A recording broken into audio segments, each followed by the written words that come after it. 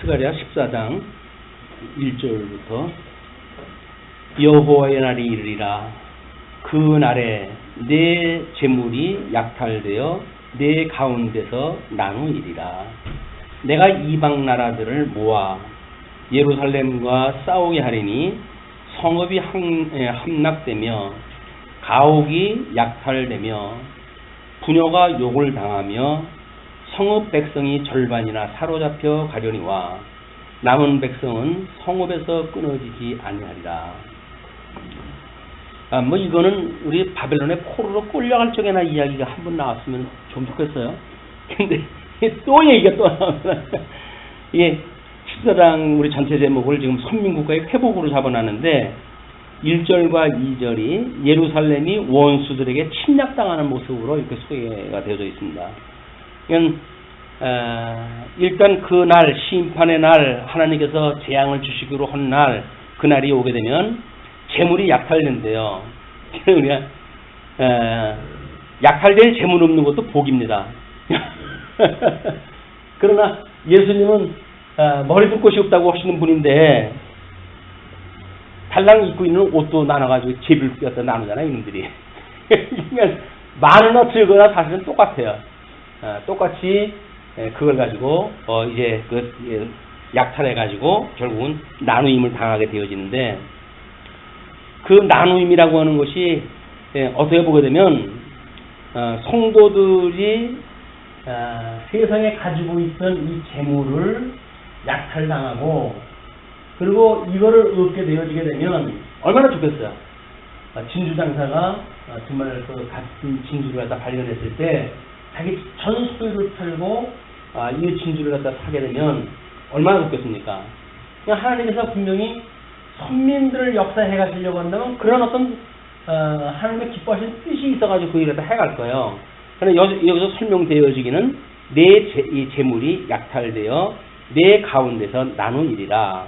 그리고 뿐만 아니라 내가 이방 나라들을 모아서 예루살렘과 싸우게 할 터인데 그렇게 되면 성읍이 함락되며 가옥이 약탈되며 부녀가 욕을 당하며 제일 견디기 어려운 것이 가족이 화를 입는 걸 지금 목적으로 본다는 이야기입니다. 이게 우리가 얼마나 힘든 일이냐면 비정상 그 회담인가 그 이태리에서 그 온 친구가 그러더라고요. 자기 나라에서 견디지 못하고 이 전투를 갖다 해야 될 그런 그 욕이 하나가 있는데 그것이 뭐냐면 자기 누이에 대한 욕을 갖다 했을 때였어요. 그런데 그 언젠가 축구 시합을 한 적에 그 누이 욕을 갖다 해가지고 뭐 지단인가 하는 사람이 이마로 해가지고 상대방을 달아가지고 쓰러뜨리고 하는 사건이 있잖아요.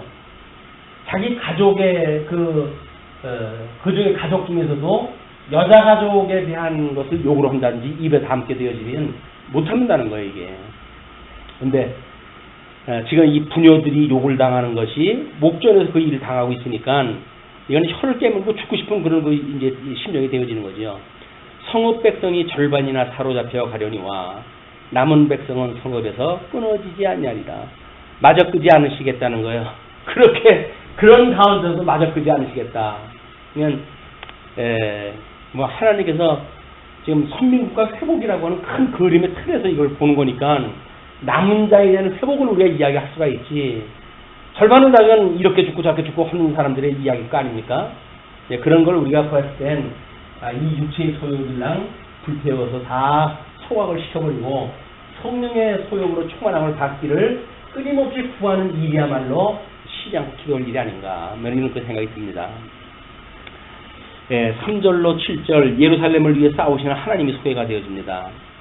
그때에 여호와께서 나가사 그 이방 나라들을 치시되 이왕의 전쟁 날에 싸운 것 같이 하시리라.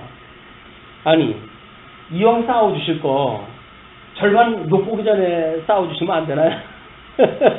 근데 절반이 다 죽을 때 하나님께서 이제 나서신다는 거예요. 요한계시록에 보게 되면 묻습니다. 언제까지 이 택함을 받은 백성들이 이 고난 중에 있어야 됩니까?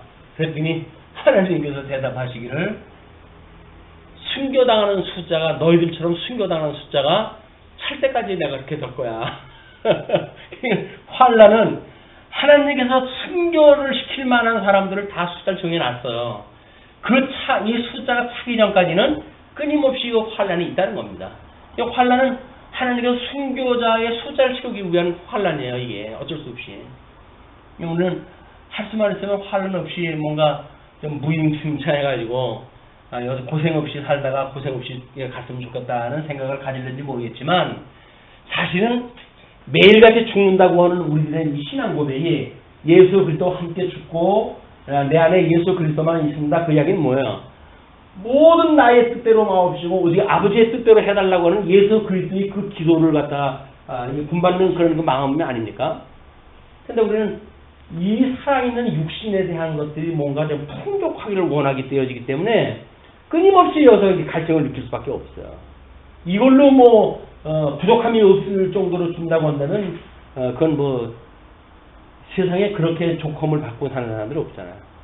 세상에 뭐 우리 재벌들이 부족함이 없는 사람들이 아닙니다. 부족하기 때문에 나는 지금도 배고프다. 뭐 유명한 감독이 그런 이야기를 했는데 배고프지 않고서 그렇게 그냥 뭐 흡혈귀처럼 빨아먹진 않죠. 아무리 가져도 배고픈 거예요, 그 사람들은. 그런데 우리는 가진 것이 없어도 부유함을 느끼다고 한다면 그게 오히려 복 있는 사람 아닙니까? 복 있는 사람은 그거예요. 이게 차고 넘쳐가지고 우리한테 뭔가 위로가 되어지고 그러는 것이 아니라 위로부터 오는 이 하나님의 은혜가 우리로 하여금 심령의 평강을 누리게 한다. 그냥 은혜와 평강이 늘 구해야 될 우리의 기도의 내용입니다. 뿐만 아니라 그날에 그의 발이 예루살렘 앞 곧 동쪽 감난산에 서실 것이요. 하나님이 이제 전쟁을 또 하는데 감난산은 그 한가운데로 동서가 갈라져 매우 큰 골짜기가 되어서 산 절반은 북으로 절반은 남으로 옮기고 그 산 골짜기는 아셀까지 이르지라. 너희가 그 산 골짜기로 도망하되 유다 왕 우시야 때에 지진을 피하여 도망하던 것 같이 하리라. 나의 하나님 여호와께서 임하실 것이요 모든 거룩한 자들이 주와 함께 하리라. 뭐 우리는 이제 이런 뭐 산이 갈라지고 골짜기가 만들어지고 하는 천재지변에 대한 이야기를 천지를 지으시는 하나님에 대한 이야기를 하게 되면 천지의 변화를 가지고 이야기를 해야 돼요. 근데 이 원리나 인간에 대한 원리나 똑같은 원리를 가지고 설명했다고 한다면 여기서 산이 갈라진다고 하는 그런 그 이야기, 심판이 갈라진다는 이야기는 우리 두 마음을 가지고 있던 것이 갈라지는 거랑 똑같은 이야기죠. 그러니까 이런 네 가지의 구도를 놓고 그 성경의 구절을 보게 되면 쉽게 설명이 되어지는 거예요, 그냥. 근데 이걸 하나만 가지고 고집을 하려고 하다 보게 되면 이 산이 갈라져야 되는데 이게 또 어떻게 갈르나 이걸 뭐 지진이 있다고 하는 걸로 설명을 해야 되나 성경학자들이 난감해지는 거예요. 이제 이런 문제가 나오게 되면. 그러나 이미 우리는 네 가지 뭐 이런 여러 가지의 표현 방법이 있는데 표현 방법을 산이 갈라졌다고 하는 천지의 모습으로 설명이 됐다고 하더라도 이미 의미상으로 봤을 적에는 두 마음을 가지고 있는 성도들의 어떻게 심판을 갖다 하시는지 그리고 우리가 어떤 데서 위로를 받게 되어지는지 그걸 우리가 이제 읽어낼 수가 있단 말이에요. 이래야 우리는 여기서 복음을 만나게 되어지는 겁니다. 이게 문자적인 해석이 그냥 문자적 해석으로만 끝나려고 한다면 힘들어지는 거예요. 이제 특히 이 서신서 같은 거, 선지서의 그런 그 이야기를 보게 되면 신학적 표현으로 되어진 것들이 많기 때문에 어려워요. 이게 뭐 신학적인 표현을 뭐 어떤 역사적으로 설명하기도 힘들고 시가서도 마찬가지지만 이런 것들이 여러 가지 이 어떤 모형을 만들어 놓고 유형을 놓고 봐왔을 때는 문자적으로 설명이 안 되게 되어질 때는 신령으로서 설명이 가능하도록 되어져 있다 이렇게 보시면 될 것 같습니다. 자 그래서 이제 그렇게 산골짜기는 아셀까지 이르리라. 그 이제 왜냐면 이 골짜기가 결국은 도망가야 되는 그런 길이기 때문에 그 아셀이 지명인데 그 지명은 뭐 어디 구체적으로 어디라고 나와져 있는 데가 없어요. 그냥 좀 어디 조금 떨어져 있는 지역까지 그 골짜기로 길이 나고 그 골짜기로 도망을 하되 유다 왕 우시야 때에 지진을 피하여 도망하던 것 같이 하리라. 이건 역사적 우리 역사기에 그 역사서에 나와져 있는 거니까 그 역사서의 내용을 그냥 확인하다 해봅니다. 그때 어떻게 그들이 지진을 만났고 피했는지에 대한 그리고 나의 하나님 여호와께서 임하실 것이요 모든 거룩한 자들이 주와 함께 하리라. 그래서 어떤 사람은 그렇게 이야기를 해요. 성경에 이제 보게 되면 두 산 사이를 끊임없이 이야기했다 하기도 해요. 또 그림산과 이 두 산을 양쪽에 놓고 하나는 축복의 산으로 하나는 저주의 산으로 이야기를 한단 말이에요. 이렇게 해가지고 이야기를 하는 것이 어떤 하나님과 인간의 계약 관계를 설명하기도 하거든요.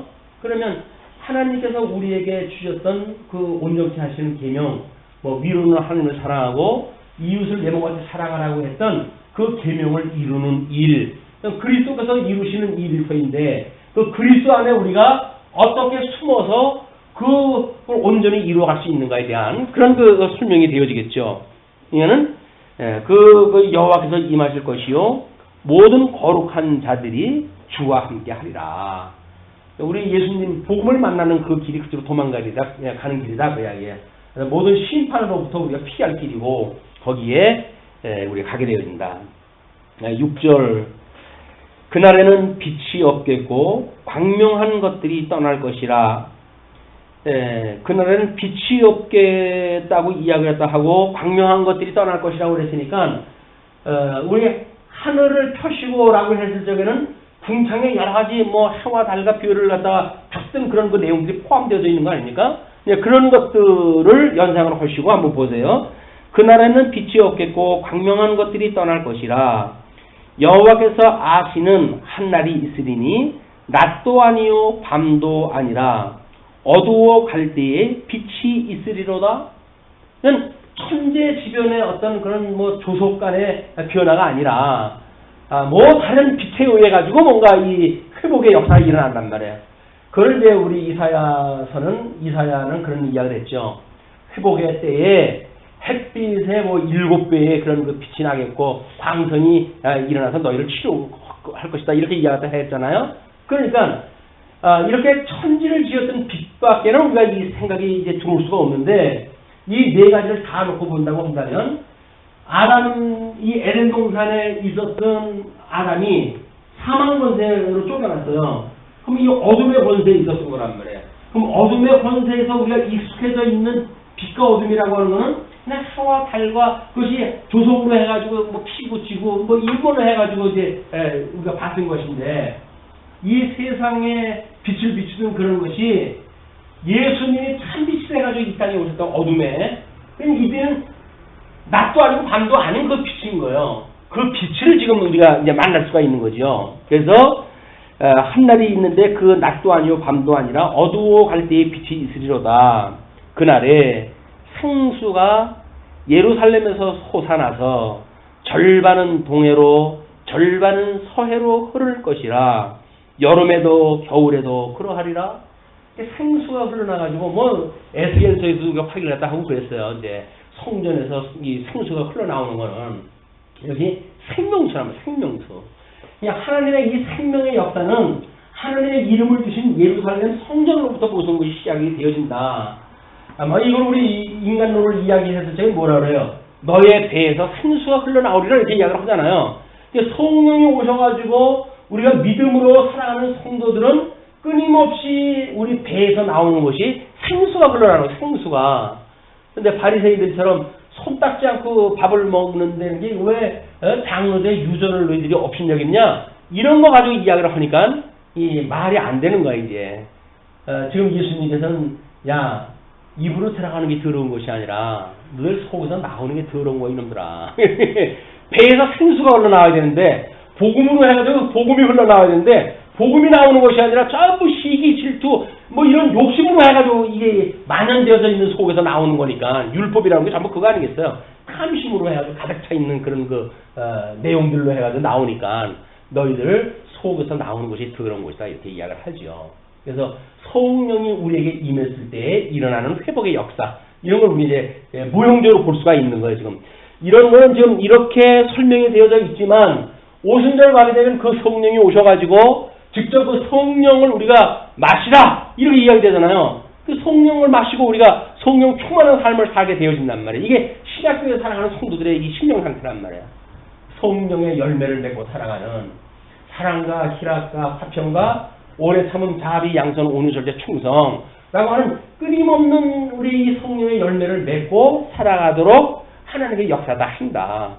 이 우리 심령에서 뭐 우리 배에서 나오는 거나 이 심령에서 나오는 거나 같은 맥락으로 보았을 때 거기서 나오는 것이 사랑, 희락, 화평 이런 것들만 나오면 얼마나 좋겠어.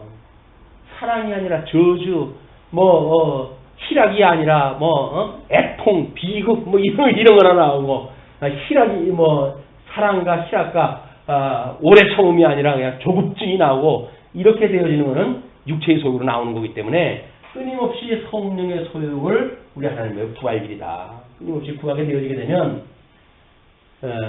우리가 이 땅에서 천국을 사는 거예요. 천국을 여성들고 산다. 자, 이제 그렇게 하면서 그 솟아나는 홍수에 의해서 9절에 여호와께서 천하의 왕이 되시리니 천하의 왕이 되시리니 그 이야기는 저기 하늘을 펴시고 땅을 세우셨다라고 하는 이제 표현은 그쪽 표현으로부터 시작을 해서 이 네 가지를 다 염두에다 두시고 천하의 왕이 되시리니 그날은 여호와께서 홀로 한 분이실 것이요 그의 이름이 홀로 하나이실 것이라.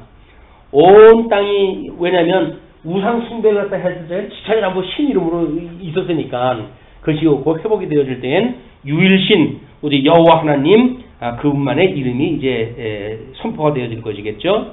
온 땅이 아라바같이 되되 게바에서 예루살렘 남쪽 림몬까지 이를 것이며 예루살렘이 높이 들려 그 본초에 있으리니 예루살렘이 또 이제 높이 들린다 그러니까 지각변동이 일어나가지고 뭐가 더 높아지는가 어떤 사람은 또 이제 칼빈 같은 사람은 다른 성경이 예를 들어가지고 이 예루살렘이 독보적으로 보인다고 하는 걸 설명한다. 이렇게 여러 가지 방식을 가지고 이야기를 하는데 지금 예루살렘이 높이 들려 그 본초에 있으리니 베냐민 문에서부터 첫 문 자리와 성 모퉁이 문까지 또 하나넬 망대에서부터 왕의 포도주 짜는 곳까지라. 사람이 그 가운데에 살며 다시는 저주가 있지 아니하리니 예루살렘이 평안히 서리로다. 우리는 이제 요한계시록에서 그 새 예루살렘이 하늘로부터 내려온 모습으로 보여져요. 그러면 또 우리 히브리서에서는 우리 광야에서 지었던 성막의 모습이 하늘에 있는 그 모습을 모형으로 보여준 거라고 설명하다 해요. 그러면 이 예루살렘에 있는 성전도 여전히 하늘에 있는 예루살렘을 예표로 했고 그 성전, 하늘에 있는 성전을 보여준 그림이란 말이에요. 그러니까 이 예루살렘이 여기에 있는 예루살렘, 땅에 있는 예루살렘, 하늘에 있는 예루살렘. 영원하신 하나님의 뜻이 하늘에서 이루어진 것처럼 이 땅에서도 이루어지이다 라고 하는 우리들의 기도의 내용이 어디에 속했든지 그것이 의미가 포함되어 있겠죠. 그걸 역사적으로 어떻게 해가지고 땅이 높아진다는데 왜 안 높아졌냐 이렇게 따지게 되면 이제 성경 해석을 우리가 할 수 없게 돼요. 이제 그걸 거기에 가게 되면 이런 거는 이렇게 하나님께서 신문학적으로 전 우주적인 거를 또는 가시적으로 표현도 하고 또는 사람의 예를 들어서 설명도 하고 또는 이스라엘 국가를 통해서 설명도 하고 하는 여러 가지 형식으로 설명했던 걸 총체적으로 이해가 됐을 때 주님께서 지금 이렇게 하신 말씀은 우리들한테 거해질 곳을 갖다 이야기하는 거로구나. 우리가 거해질 곳이 결국은 뭐예요? 새 예루살렘에 거한다고 여기서 이야기를 하는데 우리가 거하는 곳은 어디예요? 예수님 안에 있는 거 아니에요, 우리가. 그냥 예수 그리스도 안에 있는 성도들의 삶의 모습을 이야기하는 거란 말이에요, 이게. 그게 기업을 유업으로 이은 자들, 하나님의 신령이 가난해가지고 하나님 나라를 본 자들, 다 거기에 해당되는 거예요. 칠복이 이루어지는 그 예수 그리스도에 합해가 돼가지고 전부 하나님의 나라도 우리가 보고 하나님의 기업도 우리가 잊게 되어지고 하나님의 자녀라고 부름도 받게 되어지고 하는 모든 것들이 예수를 그리스도로 믿는 그 성도들에게 주어지는 복이더라. 이게 복이다. 이렇게 보시면 됩니다. 자, 그래서 그 예루살렘의 평안이 서리로다 그 이야기죠. 그러면서 12절로 15절 원수들을 징벌하심을 이야기를 해요. 예루살렘을 친 모든 백성에게 여호와께서 내리실 재앙은 이러하니 곧 섰을 때에 그들의 살이 썩으며 그들의 눈동자가 눈구멍 속에서 썩으며 그들의 혀가 입속에서 썩을 것이요. 하나님의 백성들 건드리는 거 안 좋습니다. 예, 하나님 백성들 건드리는 거 안 좋아요.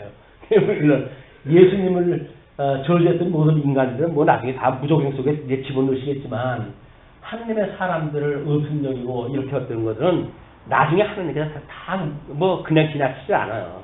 그래서 우리가 할 수만 있으면 우리가 은혜를 나누게 되어지고 덕담을 하고 축복을 얻다 하고 해야지 무슨 시비를 가리고 무슨 대단한 일을 한다고 해가지고 악담을 하고 이런 거는 결코 지혜로운 일이 아닙니다. 그렇게 하세요. 그냥 그렇게 하세요. 그걸 아브라함의 표현을 갖다 빌리면 당신이 우하면 내가 좌하고 당신이 좌하면 내가 우하겠습니다 라고 하는 표현을 갖다 이야기를 하지만 우리 믿음으로 선정되어졌을 때 하고 싶은 대로 하세요. 죽이고 싶으면 죽이고 싶으면 죽이세요. 그 이야기예요. 그럼 어떻게 죽이겠다고 그러는데 죽이라고 그래야지. 살겠다고 하면 천상 싸워야 되는 팔이고 그럼 싸우면 똑같이 싸우는 건데 어린 양의 권세를 갖다 믿는다고 한다면 하나님이 내 생명 주님한테 있는데 네가 죽이겠다고 한다고 하다 내가 죽겠냐 싶으면 죽는 자를 가는 거죠. 뚜벅뚜벅 그냥 가는 거예요. 죽음의 길을. 그러나 다시는 저주가 있지 않겠다고 이야기를 했으니 또 예루살렘이 평안히 서 있겠다고 그랬으니 예루살렘을 친 모든 백성에게 여호와께서 내리실 재앙은 이러하니 곧 섰을 때에 그들의 살이 썩고 순식간에 이런 일들이 벌어지는 거 아니에요? 이동 중에 서 있다가 변화가 썩어버려요. 이게 뿐만 아니라 그러니까 살이 썩는다. 우리 이제 야고보서 이야기할 때는 금과 은이 녹슬었다고 이렇게 이야기를 했는데 이 살덩어리가 살아있다고 하는 건 뭡니까 이게? 이 하나님께로부터 무슨 생기가 이제 생명의 어떤 그런 기운에 의해 지금 움직이고 있는 거 아니에요? 하나님이 놔버리게 되면 여름날 이거 하나님의 생명 끊어버리게 되면 1시간이면 썩은 물 나와요 그냥. 그런데 살아있으니까 우리가 뭐나 되는 것처럼 해가지고 이야기를 하지 하나님께서 우리 생명 끊어버리게 되면 당장 썩어요. 썩은 물 나오고 그들의 눈동자가 눈구멍 속에서 썩으며 그들의 혀가 입속에서 썩을 것이요. 하나님께서 심판이 아주 급속하게 이제 이루어지는 걸 선명한다 합니다. 그날에 여호와께서 그들을 크게 요란하게 하시리니 피차 손으로 붙잡으며 피차 손을 들어 칠 것이며 자중질환이 일어나는다. 유다도 예루살렘에서 싸우리니 이때에 사방에 있는 이방 나라들의 보화 곧 금, 은과 의복이 심히 많이 모아질 것이요. 그러면 애굽으로 갔다가 이 사람들이 나올 쪽에서 금은 보화 끌고 나와가지고 여기서 하나님의 그 일을 하지 않습니까? 그런데 결국 이 최종까지 가가지고 또 일어나는 일이 뭐야? 금과 은 이런 거 의복이 심히 많아지게 모여질 것이래요. 또 말과 노새와 낙타와 나귀와 그 진에 있는 모든 가축에게 미칠 재앙도 그 재앙과 같으리라. 그냥 하나님께서는 주시려고 한다면 그 수많은 대군들이 그 먹을 거 잔뜩 싸가지고 와가지고 전쟁 준비하고 있다가 벼랑간 급히 귀국을 갖다 해야 된다. 이 귀국에 그냥 쿠데타 일어났다고 그런다. 그러니까 급히 그냥 귀국을 하잖아요. 어떻게 하고 먹을 거 다 두고 예루살렘 사람들이 이제 다 죽기를 갖다 기다리고 있던 사람들인데, 그런데 그 문둥이들이 지네들 먹고 좀 미안하니까 야 이거 우리 배고픈 사람한테 말하지 않으면 나 이거 큰 나중에 죄 얻는다 이야기하자. 복을 갖다 했더니 그냥 그 뭐 예루살렘에 살던 사람들이 다 가가지고 아무리 굶어도 또 한 끼 먹으면 배부른 거지 뭐 있어요. 자 16절로 21절 하나님의 통치와 영광의 나라입니다. 이거를 끊임없이 우리 위로부터 오는 부로 이야기했다 해야죠. 부요로신 예수 그들을 만나는 복음을 만나가지고 여기서 필요한 모든 것들이 해석되어질 수 있는 하나님의 선하신 뜻 이것만 알게 되면 이거 없어도 되잖아요. 왜? 우리에게 뺏어가신 이유를 갖다 알 거 아니에요. 주신 분도 하나님이요 가져가신 분도 하나님이요 라고 하는 뜻을 알게 되어지게 되면 굳이 이거 왜 뺏어갔냐고 악당으로 할 거 없잖아요. 하나님의 뜻인가비요 하고 포기하겠죠. 그게 안 믿어지게 되면 그 다음에 우리는 뭐 수단 방법 가리지 않고 하겠죠. 이것이 하나님의 절대 주권을 믿는 성도들의 심령의 평강의 상태다. 부유로우신 주님을 만나게 되면 족하게 살아요. 지족을 알아요. 족함을 아는 삶을 살게 되어진다. 근데 복음을 모르게 되면 아무리 쌓아놓고도 이게 껄껄껄껄 하면서 살아가는 거예요. 다고 하면서. 자, 이제 마지막으로 회복되어지는 모습, 하나님의 통치와 영광의 나라, 예루살렘을 치러왔던 이방 나라들 중에 남은 자가 해마다 올라와서 그 왕 만군의 여호와께 경배하며 초막절을 지킬 것이라. 이제 이스라엘 백성들이 그 광야에서 살았던 삶을 기억하기 위한 그 초막절을 지키게 되어지는데 그때 그 사람들이 그걸 지킨다는 이야기죠. 땅에 있는 그 족속들 중에 그 왕 만군의 여호와께 경배하러 예루살렘에 올라오지 아니하는 자들에게는 비를 내리지 아니하실 것인즉 재해가 이제 임하게 되어져. 그런 하나님의 은혜를 피실 때에 그들이 나타나지 않게 되어지게 되면 이렇게 해서 결국은 이 맥주절 오순절 때 성령이 이제 역사가 되어지고 오순절 순례에 임했던 사람들이 그 하나님의 은혜를 입고 그리고는 자기네 그 거처로 안 가잖아요. 그래가지고 끝내 하나님께서 이제 박해를 통해 가지고 그들을 다 흩어버리시는데 이렇게 땅에 그 예루살렘으로 모여가지고 그런 그 일들이 있는 것처럼 회복의 역사가 그렇게 되어진다는 거예요. 마카비 왕조의 마지막 그 회복, 모형적으로 이루어진 그 회복, 그런 그 회복이 이루어졌을 때 재미나게도 우리가 요시야 임금 때 통일 왕국 그 땅덩어리 차지했던 것이 다윗이 차지했던 땅덩어리라고 그랬어요. 그 다음에 북쪽 이스라엘의 여로보암 2세 때 그때 차지한 땅덩어리가 그 땅덩어리였어요.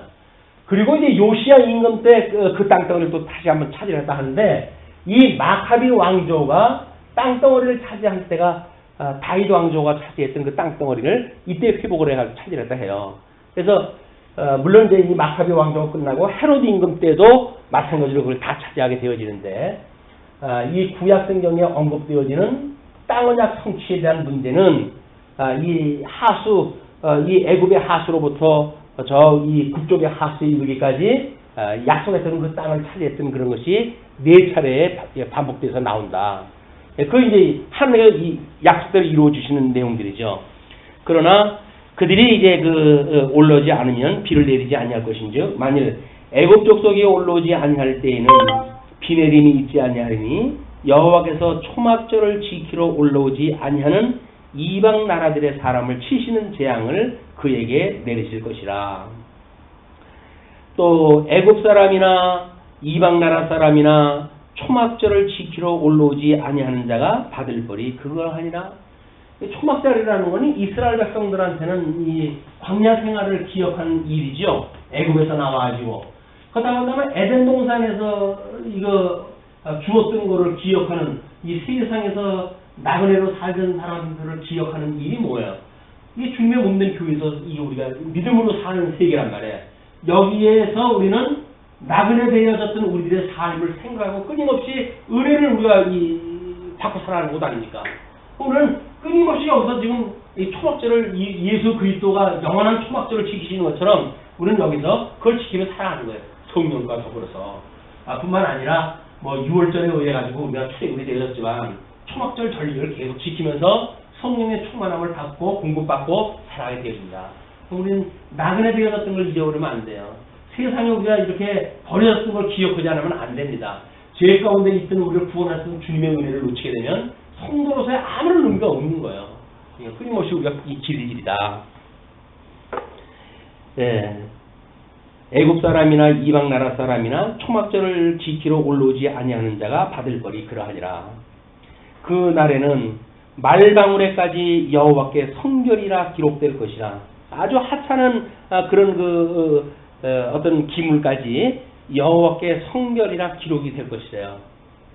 모든 게 전부 하나님 앞에 하나님 여호와께 성결, 거룩하게 드림받아진 대개 나라와 권세와 영광이 아버지의 것입니다 라고 신앙 고백을 할 수 있을 만큼 다 되어진단 말이에요. 뭐 우리는 주기도를 할 때마다 나라와 권세와 영광이 아버지의 것입니다 라고 고백을 하지만 그걸 뭐 머릿속에 한 번이라도 생각하고 하는 게 아니잖아요. 그냥 기억되어 있는 대로 다다다다다 하면서 이게 되어지니까. 그나마 그래도 우리가 그 내용을 끊임없이 찬찬히 머릿속으로 한 바퀴 돌리고 두 바퀴 돌리고 하면서 이야기를 하니까 나라와 권세와 영광이 아버지의 것입니다 라고 생각을 가지고 우리가 기도를 하지. 그 생각 가지고 기도하는 사람들은 없습니다. 예수 믿으면서 그 생각하면서 기도하는 사람들은 없어요. 그냥 주문이에요, 주문. 사도신경 30초 만에 하시기 힘들었죠?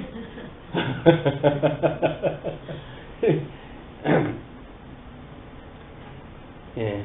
그리고 여호와의 전에 있는 모든 소치, 제단 앞 주발과 다름이 없을 것이니 거룩한 성물을 갖다 드리는 그런 것으로 다름이 없을 것이니 예루살렘과 유다의 모든 소치 만군의 여호와의 성물이 될 것인즉 제사 드리는 자가 와서 이 소출을 가져다가 그것으로 고기를 삶으리라. 그 날에는 만군의 여호와의 전에 가나안 사람이 다시 있지 아니하리라. 그래서 일곱 족속 우상 숭배하던 자들 이런 자들 다 이제 빼내고 오직 순수한 사람들 모든 기물에 여호와께 성결이라고 쓰듯이 성결한 하나님의 백성들만 있게 되어지는 이런 회복의 역사가 약속되어진 겁니다. 주님이 오시기 전에 약속되어진 거예요. 그래서 이것은 주님이 오심으로 해가지고 완성되어진 것이고 모형적으로의 완성이고 이것은 지금 예수님이 오셔가지고 궁극적으로 이루실 내용이고 또는 지어져가는 성전으로서의 우리가 완성되어지는 것도 여전히 우리 신령의 평강을 누리고 끊임없이 이제 이 육체의 소욕을 이제 항거하는 배척하는 이런 거룩한 삶을 살게 되어진다. 하지만 모양이라도 이걸 버릴 수 있는 그런 걸 위해서 경건의 훈련을 하고 연습을 하고 이런 것들이 우리가 시간을 써야 될 일이 아닌가 이렇게 생각이 듭니다.